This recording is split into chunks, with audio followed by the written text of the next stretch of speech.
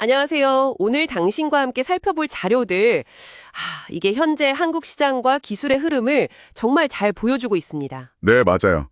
특히 요즘 뜨거운 반도체랑 AI 쪽 이야기부터 시작해서요. 그렇죠. 그리고 지정학적 변화가 또 배터리 소재나 방산 쪽에 미치는 영향, 그리고 또 첨단 유전자 편집 기술까지 정말 다룰 게 많습니다. 네, 아주 흥미로운 주제들이죠. 이 정보들 속에서 시장의 큰 그림, 또 미래 기술 방향에 대한 통찰을 얻어가실 수 있도록 한번 깊이 파고 들어가 보죠. 자, 시작할까요? 좋습니다. 그럼 반도체부터 볼까요? 메리츠 증권 자료를 보면 SK 하이닉스랑 삼성전자 둘 다 전망이 괜찮아요. 둘 다요? 네. 특히 SK 하이닉스는 그 HBM 있잖아요. 고대역폭 메모리. 네. 여기서 워낙 리더십이 강해서 실적이나 주가 모두 기대가 크다는 거고요. HBM 정말 요즘 계속 나오네요. 그렇죠. 그리고 삼성전자는 D램 중심으로 상승 사이클을 볼 때 그 PBR, 주가 순자산 비율이죠. 이게 한 1.1배 수준까지는 갈 수 있다. 뭐 이런 분석입니다. 흥미롭네요. 근데 이런 AI 열풍이 반도체만 달군 게 아니더라고요. 네이버 카카오 같은 인터넷 플랫폼 주가도 지난 한 달 상승률이 엄청나던데요. 네네. 그 배경에는 크게 두 가지를 짚어볼 수 있을 것 같아요. 두 가지요? 네. 첫째는 스테이블 코인 도입에 대한 기대감. 이게 미국에서 법안 논의가 좀 되고 또 국내에서도 원화 기반 스테이블 코인 지원 이야기가 나오면서요. 네이버페이나 카카오페이처럼 자체 결제 서비스 가진 회사들이 주목받기 시작한 거죠. 특히 카카오는 페이랑 뱅크 인프라가 다 있으니까 더 부각된 면이 있고요. 그렇군요. 스테이블 코인이라 이게 진짜 도입되면 결제 시장의 변화가 꽤 크겠어요. 그렇죠. 그리고 두 번째 동력은 역시 AI입니다. 정부가 앞으로 5년간 AI 인프라에 16조 원 넘게 투자한다고 발표했잖아요. 네, 그 소식 봤어요. 근데 마침 또 네이버 클라우드의 AI 센터장이 정부의 AI 관련 핵심 보직으로 가면서 네이버에 대한 기대감이 확 커졌죠. 인사가 또 그렇게 연결되는군요. 네.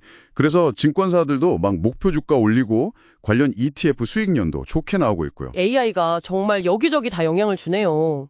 근데 방금 AI 데이터 센터 이야기 하셨는데 전력 소모가 크잖아요. 이게 또 배터리 수요랑 연결될 수 있겠는데요? 정확하게 보셨습니다.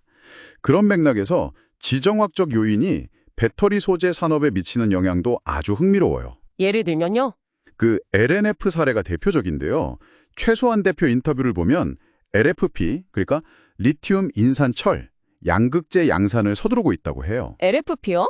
그건 원래 중국이 꽉 잡고 있던 분야 아니었나요? 맞습니다. 그런데 미국이 중국산 ESS 배터리에 관세를 엄청 때리고 40.9%대 한국산 10%, 또 FOEC, 그 해외 우려 기업 규제 때문에 북미 시장에서 오히려 한국 기업들한테 가격 경쟁력이 생긴 거예요. 중국을 견제하니까 반사이익이 생기는 구조군요. 그렇죠. 중국 기업 대신할 공급처를 찾는 수요가 생긴 거죠. 그래서 실제로 북미 업체들한테서 연락이 많이 온다고요? 네, 한 5곳 정도 글로벌 기업이랑 논의 중이고 연내 수주 가능성도 꽤 높게 보고 있더라고요. 특히 AI 데이터 센터 같은 것 때문에 ESS, 에너지 저장 장치 수요가 폭발적으로 늘고 있거든요. 이야, 기회를 제대로 잡으려는 거네요. 네, LNF는 중국 외 최초로 LFP 양극재 대량 양산 기업이 되려고 대구에 파일럿 라인 돌리고 미국 현지 공장 설립도 추진 중이고요. 지정학적 변화가 정말 기회이자 기회네요. 이런 흐름, 방산 쪽도 마찬가지죠. 올해 방산주 ETF 수익률 180% 넘었다는 거 보고 정말 깜짝 놀랐어요. 진짜 대단했죠. 작년하고는 분위기가 완전 달라요. 네. 아무래도 중동 분쟁이나 또 러시아 우크라이나 전쟁 길어지면서 유럽 국가들이 국방비를 늘릴 거라는 기대감, 이런 게 큰 호재죠. 곧 나토랑 EU 정상회의도 있고요. 그래서 현대로템 주가가 그렇게 많이 올랐군요. 326%라니. 네, 현대로템도 그렇고 한화 에어로스페이스, LIG 넥스원 다 크게 올랐습니다. 현대로템은 지금 K2 전차, 폴란드 수출 물량 더 늘리는 거 준비 중이고 한국항공우주는 인도네시아랑 KF21 문제 잘 풀리면서 불확실성도 좀 해소됐고요. 정말 다이나믹하네요. 자, 마지막으로 기술 이야기로 넘어가 보죠. 최첨단 바이오 기술, 유전자 편집 분야인데요. 미국 제약사 일라일 릴리가 버브 테라퓨틱스라는 회사를 엄청난 돈으로 인수한다는 소식이 있었어요. 네.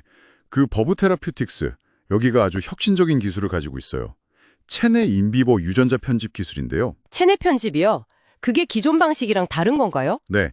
보통은 환자 몸 밖으로 세포를 꺼내서 유전자를 고치고 다시 넣어지는 이걸 최후의 익스비보 방식이라고 하거든요. 근데 이건 시간도 비용도 많이 들어요. 아, 근데 버브 기술은 몸 안에서 직접 특정 유전자를 편집해서 병의 근본 원인을 제거하려는 거예요. 지금 콜레스테롤 관련 유전자를 타겟으로 치료제를 개발 중인데 이게 성공하면 단 한 번 투여로 만성질환을 치료할 수도 있다는 거죠. 와, 정말 영화 같은 이야기네요. 한 번 치료로 끝낸다니. 그렇죠. 차세대 기술로 주목받고 있습니다. 근데 글로벌은 이렇게 막 앞서가는데 한국 상황은 좀 아쉽다는 이야기가 있더라고요. 국내 연구자분들 실력도 세계적인 걸로 아는데요? 맞아요. 연세대 김용범 교수님, 서울대 배상수 교수님, 또 툴장 같은 기업들. 정말 세계적인 수준입니다. 문제는 규제죠. 규제요? 네. 현행 첨단 재생 바이오법이 비용 많이 드는 체외 유전자 교정만 아주 제한적으로 허용하고 있어요. 버브 같은 체내 편집 기술은 임상시험조차 하기가 거의 불가능한 상황입니다. 아, 기술은 있는데 법이 못 따라가는 거군요. 그렇죠. 실제로 2021년부터 4년간 승인된 첨단 재생의료 임상 연구가 174건인데 그중에 유전자 치료는 딱 1건뿐이에요. 이게 현실을 보여주는 거죠. 혁신 기술의 발목을 잡고 있는 셈입니다. 안타까운 부분이네요. 오늘 정말 다양한 이야기를 나눠봤습니다. 정리해보면 AI와 반도체 중심의 기술 혁신이 계속 시장을 이끌고 있고 네, 동시에 미중 갈등 같은 지정학적 변수가 배터리나 방산 같은 특정 산업에는 또 새로운 기회를 만들어주고 있고요. 그렇죠. 하지만 마지막 유전자 편집 사례에서 봤듯이 이 혁신적인 기술 발전 속도와 이걸 뒷받침해야 할 사회적, 법적 시스템 간의 속도 차이랄까? 그 간극을 어떻게 메울 것인가 하는 숙제가 남아있는 것 같습니다. 네, 그 균형점을 찾는 게 정말 중요한 과제죠. 네, 오늘 저희가 나눈 이야기들이 당신께서 현재 시장과 미래 기술을 이해하시는데 조금이나마 도움이 되었기를 바랍니다.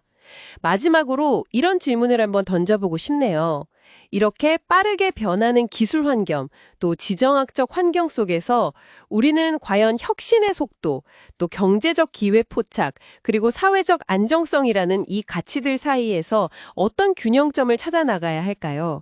이게 앞으로 한국 산업의 미래를 결정짓는 중요한 고민이 되지 않을까 싶습니다.